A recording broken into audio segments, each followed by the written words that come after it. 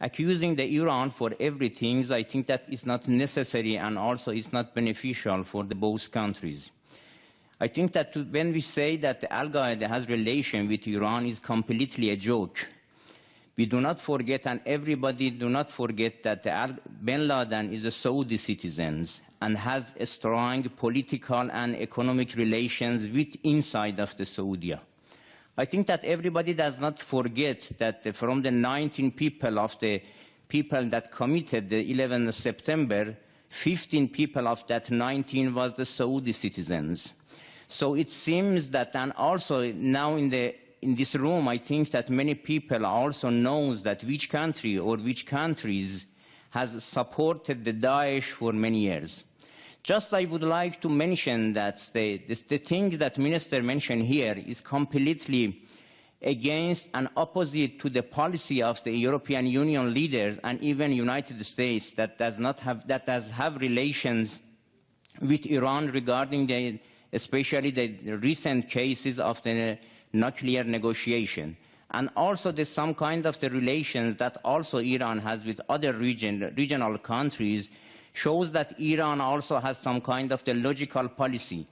Inviting Iran to present in the coalitions that for the things that for them solving the problem in Syria shows that Iran is a main partner for the solving the problem in the Syria. That's all. Now on the third issue, the Honorable Consul General from Iran, I didn't say anything that was not based in fact. Doesn't the Iranian constitution say export the revolution?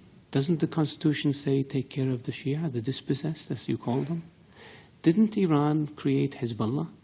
Didn't Iran attack more than a dozen embassies inside Iran in violation of all international laws? We didn't attack them. Iran did. Didn't Iran manage, plan, and execute the 1996 attack in Khobar Towers against the American Marines? Yes, they did. The control officer was Brigadier General Sharifi. You're a military attaché in Bahrain. The bomb maker was Hezbollah. The explosives came from the Bekaa Valley. The top 3 leaders of the plot escaped and have been living in Iran ever since. Isn't that sheltering terrorists? One of them we captured last year in Lebanon with an Iranian passport, not a Saudi passport, even though he's a Saudi citizen. Isn't that aiding and abetting terrorists? We didn't make this up. When the explosions in Riyadh happened in 2003, Saif al-Adl was in Iran along with Saad bin Laden, the chief propaganda person for Al-Qaeda, and 4 or 5 other people, senior leaders. Iran harbored them and protected them. We asked for them to be extradited. It was refused. Some of them are still in Iran. We didn't invent this. This is the fact.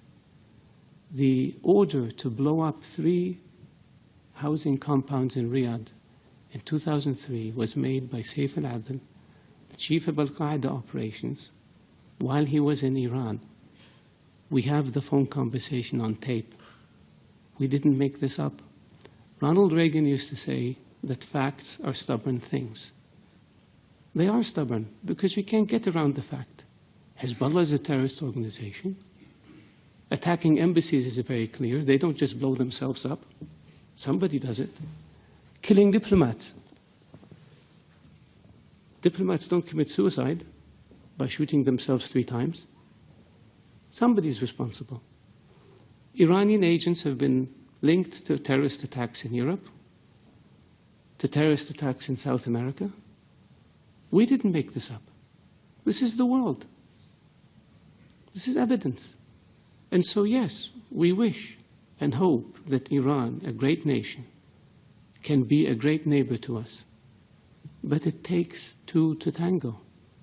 It takes willingness to give up this expansionist, aggressive policies and return to international norms and behaviors if you want people to deal with you. And our hand is extended to Iran. It has been for 35 years.